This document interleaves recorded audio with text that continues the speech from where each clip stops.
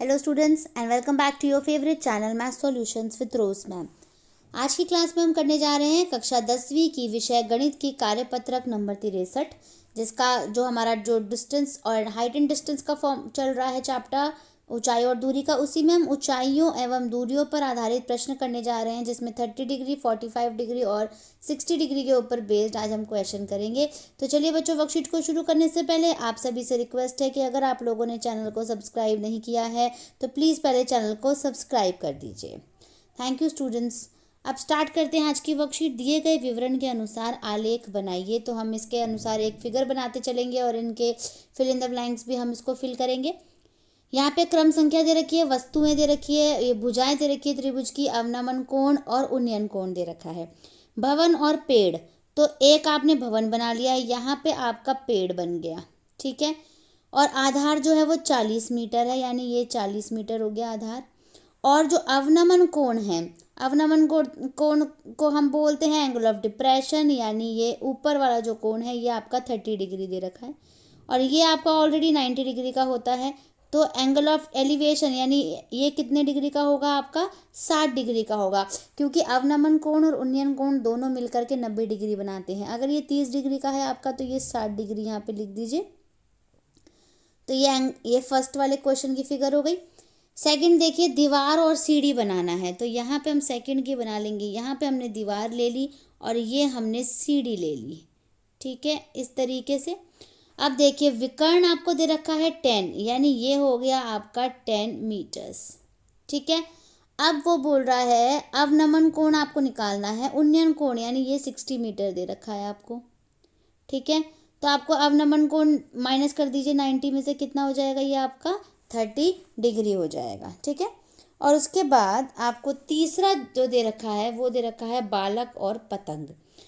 तीसरा की फिगर हम यहाँ पे बनाएंगे। एक पतंग हम यहाँ पे बना देते हैं इस तरीके से, और ये बालक यहाँ पर खड़ा हुआ है, ठीक है। और ये जो पतंग की ऊंचाई है आपकी वो 80 मीटर है और जो उन्नयन कोण है वो है 45 डिग्री का। तो 90 में से 45 माइनस कर दीजिए, 45 बचेगा, तो यहाँ पे आ जाएगा आपका 45 डिग्री का अवनमन कोण। तो ये हमारा क्वेश्चन नंबर 1 पूरा कंप्लीट हो गया। अब हमें एक्सप्लेनेशन दे रखी है थोड़ी सी समझने के लिए। थीटा का मान दे रखा है 30 डिग्री, जिसमें बी मतलब यानी बेस आधार, पी मतलब परपेंडिकुलर यानी लंब, और हाइपोटेन्यूस मतलब कर्ण। तो फर्स्ट फिगर देखिए, इसमें अगर थीटा 30 डिग्री दे रखा है यहाँ पे, तो जो कर्ण है वो 2 होता है, लंब 1 होता है और आधार √3 होता है, ये हमें बता रखा है। उसके बाद अगर थीटा 45 है, यहाँ पे देखिए थीटा अगर 45 दिया है, आधार और लंब 1 होंगे और जो कर्ण होगा वो √2 होगा। ऐसे ही तीसरी फिगर में देखो, अगर 60 डिग्री दे रखा है थीटा, तो आधार जो है वो 1 होगा, लंब √3 होगा और जो कर्ण है वो 2 होगा। ये हमें याद रखना है। इसके बाद यहाँ पे दिया हुआ है, दो बच्चे आपस में बात कर रहे हैं, सो ये दर्शाता है कि h जो है वो √2 है, b जो है वो √2p हो गया और थीटा 45 डिग्री है। ऐसे ही यहाँ पे ये थीटा 30 डिग्री पर और थीटा 60 डिग्री पर। इसका मतलब थीटा 45 b और p बराबर, थीटा 30 तो b ज़्यादा होगा p कम, और थीटा 60 होगा तो b कम होगा और p ज़्यादा होगा। इसके बाद बच्चों यहाँ पे एक उदाहरण दे रखा है आपको। इस उदाहरण के बाद हमें कुछ क्वेश्चंस दे रखे हैं, हम उनको डिस्कस करेंगे। उदाहरण नंबर 1 है, भूमि से 100 मीटर ऊंचे एक चबूतरे पर x मीटर ऊंचाई वाली एक प्रतिमा लगी हुई है। यानी ये जो 100 मीटर है ये आपको दे रखा है एक स्तंभ जैसा, इसके ऊपर ये प्रतिमा लगी हुई है DC, जिसको हमने x मीटर ले लिया। प्रतिमा के शिखर का उन्नयन कोण 60 डिग्री है, 60 डिग्री का बना हुआ है, और उसी चबूतरे से, उसी बिंदु से चबूतरे के शिखर का उन्नयन कोण जो है वो 45 डिग्री है। प्रतिमा की ऊंचाई ज्ञात करो। तो हल दे रखा है त्रिभुज ABC में, समकोण त्रिभुज ABC जो दे रखा है छोटे वाला, इसमें cot 45 लगेगा बच्चों, क्योंकि हम AB बटे में क्या लगाएंगे, BC, क्योंकि जो है हमें आधार नहीं दिया हुआ है इसका। तो आधार बटे में जो लंब होता है वो होता है cot थीटा होता है। तो cot 45 क्या होता है, 1। तो AB की वैल्यू निकल गई 100, यानी ये अगर 100 है तो ये भी आपका 100 हो गया, क्योंकि cot 45 लगाया है हमने। इसके बाद त्रिभुज ABD, यानी ये बड़ा वाला त्रिभुज ले लो। अब ये 100 आ गया आपके पास। अब ये दोनों क्या होंगे, 100 + x हो जाएंगे, यानी डी बी, ये देखो बी डी बटे में ए बी tan 60 हो गया, क्योंकि ये 60 वाला थीटा लगाना है। तो 100 + x अपॉन 100 और tan 60 क्या होता है √3, क्रॉस मल्टीप्लाई कर दीजिए, x की वैल्यू निकल जाएगी आपकी 100 √3 - 1, क्योंकि यहाँ पे क्या करा, जैसे ये 100 + x अपॉन में 100 इंटू √3 था, इसको मल्टीप्लाई कर दिया तो 100 + x आ गया और ये हो गया 100 √3 हो गया। ठीक है, फिर x इधर ही रहेगा और 100 √3 - 100 हो जाएगा। तो 100 कॉमन है, 100 बाहर निकाल देंगे, अंदर बचेगा √3 - 1। देखिए बाकी √3 की वैल्यू 1.73 होती है, तो आप वो भी रख करके इधर इसकी भी वैल्यू निकाल सकते हैं और क्वेश्चन को यहाँ पे भी आप छोड़ सकते हैं प्रतिमा की ऊंचाई लिख करके। इसके बाद 3 प्रश्न दे रखे हैं आपको बच्चों। पहला प्रश्न जो है उसकी तो आपको फिगर दे रखी है, भवन की ऊंचाई निकालनी है आपको, थीटा 60 डिग्री दे रखा है, आधार जो है 50 मीटर दे रखा है, लंब निकालना है। ऐसे प्रश्न नंबर 2 में एक बालिका पेड़ पर बैठी पक्षी को देख रही है, उसकी दृष्टि का उन्नयन कोण 45 डिग्री है, बालक की लंबाई जो है वो क्या है, बालक मतलब बालिका की लंबाई 1.5 मीटर है। यदि भूमि पर बालिका और पेड़ के बीच की दूरी 30 मीटर है तो पेड़ की ऊंचाई ज्ञात कीजिए। और प्रश्न नंबर 3 है, 75 मीटर ऊंचे एक टावर से नीचे खड़ी कार का अवनमन कोण 30 डिग्री बन रहा है, टावर के आधार से कार तक की दूरी ज्ञात कीजिए। तो चलिए क्वेश्चन नंबर 1 को हम सॉल्व करते हैं। आप वीडियो को एंड तक देखिएगा ताकि अपना काम जो है वो आप कंप्लीट कर पाएँ। तो चलिए बच्चों हम स्टार्ट करते हैं हमारा क्वेश्चन नंबर 1। क्वेश्चन नंबर 1 में आपको एक इस तरीके की फिगर दी हुई है जिसमें यहाँ पर बिल्डिंग की एक फ़ोटो है और यहाँ पर ये जो आपको बोल रखा है कि ये इस तरीके से यहाँ पे 60 डिग्री का एंगल है और ये जो बेस है वो 50 मीटर्स है।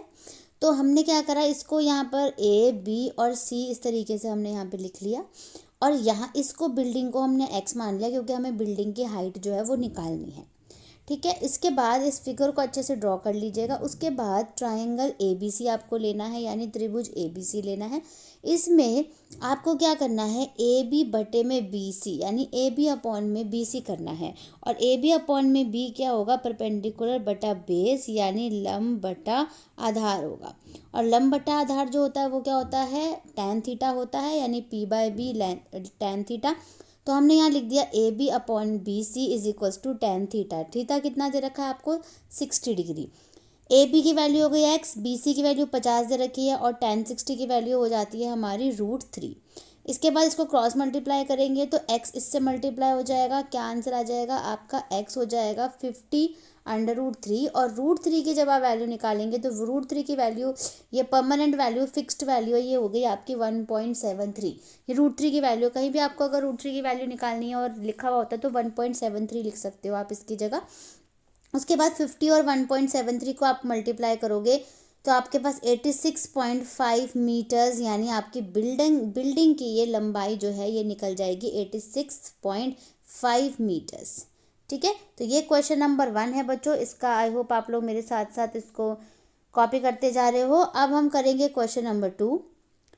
क्वेश्चन नंबर 2 में आपको ये बोला गया है, पहले हम इसकी फिगर बनाएंगे। तो क्वेश्चन नंबर 2 में हमें बोला गया है कि एक बच्चा है जो कि यहाँ पे खड़ा हुआ है, 1.5 मीटर उसकी हाइट है और वो एक पेड़ की तरफ देख रहा है जो कि पेड़ यहाँ खड़ा है और पेड़ से उस बच्चे की जो दूरी है वो 30 मीटर्स है बच्चों। और जो वो पेड़ पे जब वो देख रहा है तो उसका एंगल ऑफ एलिवेशन 45 डिग्री है, यानी उन्नयन कोण जो है वो 45 डिग्री का बना हुआ है। तो आपने ये फिगर बना ली। फिगर बनाने के बाद हम यहाँ पे लिखेंगे हमने क्या क्या लिखा है। हमने इसको A ले लिया, इधर B ले लिया, C बीच में D और इधर हो गया E। तो AB की वैल्यू कितनी लिख ली हमने, 1.5 दे रखी है। BC की वैल्यू भी दे रखी है आपको 30 मीटर्स। तो AD यानी अगर BC 30 है तो AD इसके बराबर होगा, बिल्कुल इक्वल होगा, तो AD भी 30 हो गया। और DC जो है वो बच्चे की हाइट के बराबर होगा, बच्चा इतना बड़ा है, तो यानी DC की वैल्यू क्या हो गई आपकी, 1.5 मीटर्स हो गई। तो ये तो सारी हमने वैल्यूज़ लिख ली जो हमें दे रखी थी। अब हमें निकालनी है किसकी वैल्यू, हमें निकालनी है पूरी EC की वैल्यू निकालनी है, यानी पेड़ की पूरी लंबाई निकालनी है। और EC जो है आपका वो क्या होगा, ED प्लस DC होगा। तो ED को हम x मान लेंगे। तो आपने यहाँ पे लिख लिया ट्राइंगल ADE, ऊपर वाला ट्राइंगल। इसमें डी ई बटे में ए डी यानी D E upon A D हो गया, और टैन हो गया आपका 45, क्योंकि पी अपॉन में बी क्या होता है, टैन होता है, यानी लंब बटे आधार होता है, परपेंडिकुलर अपॉन में बेस। तो डी ई की वैल्यू नहीं पता, ये हो गया आपका 30, टैन 45 क्या होता है, वैल्यू क्या होती है, 1 होती है। इसको क्रॉस मल्टीप्लाई कर दीजिए, तो डी ई की वैल्यू कितनी निकल गई आपकी, 30 मीटर्स, यानी ये जो है आपका ये 30 मीटर्स निकल गया, और ये आपको ऑलरेडी 1.5 दे रखा है, तो दोनों को जोड़ देंगे तो कितना हो जाएगा, 31.5। यहाँ पे इस तरीके से हम इसको लिखेंगे, हाइट ऑफ द ट्री, पेड़ की लंबाई, E D plus D C, 30 plus 1.5 और ऐड करेंगे तो 31.5 मीटर्स हो जाएगी। तो क्वेश्चन नंबर 2 भी आपका यहाँ पे कंप्लीट। अब हम करते हैं क्वेश्चन नंबर 3। क्वेश्चन नंबर 3 के लिए देखो बच्चों, इस तरीके की आपकी फिगर बनेगी।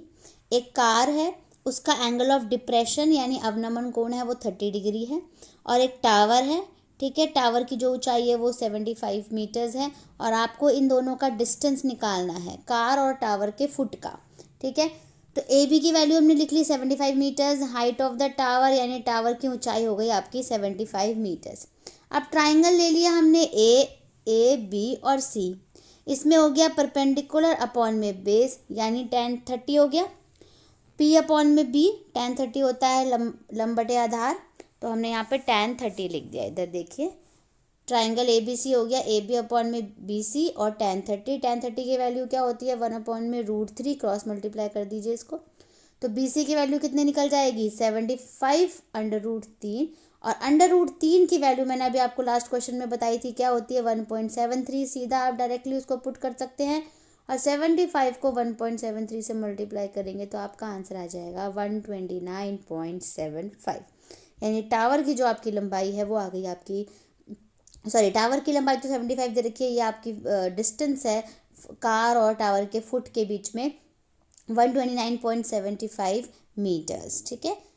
तो इसी के साथ बच्चों आपकी आज की वर्कशीट जो है वो यहीं पे कंप्लीट होती है। आप इसको नोट डाउन कर लीजिए सारे सॉल्यूशंस को, सारा जो भी कुछ है वो कॉपी कर लीजिए, उसके बाद अपनी टीचर को सेंड कर दीजिए। Thank you so much students for watching this full video. Please video को लाइक कर दीजिए, शेयर कर दीजिए, और अगर अभी तक आप लोगों ने चैनल को सब्सक्राइब नहीं किया है तो प्लीज़ प्लीज़ प्लीज़ चैनल को सब्सक्राइब ज़रूर कर दीजिए। फिर मिलेंगे बच्चों नई वीडियो में नई वर्कशीट के साथ। अगर आपको कोई डाउट है तो मुझसे कमेंट सेक्शन में कमेंट करके पूछ सकते हैं।